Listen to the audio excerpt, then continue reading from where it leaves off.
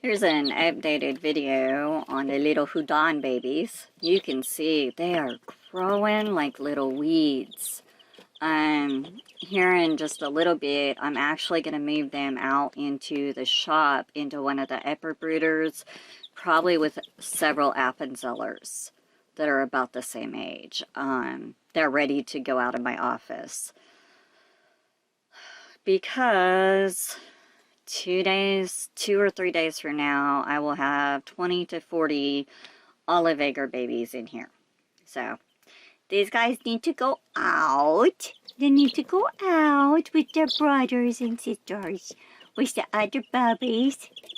You can see their little feathers are getting bigger. Little butt feathers. They're so cute. So cute. So cute. So, that is an update on these babies. Oh, and what I'm using in their bedding is just horse pellets. And as far as I can tell, I'm trying to use it in all of my chicks. But if you use the pellets themselves, instead of wetting them, you end up with less dust and the bedding lasts longer. Alright, look at that, 12 carbon copies.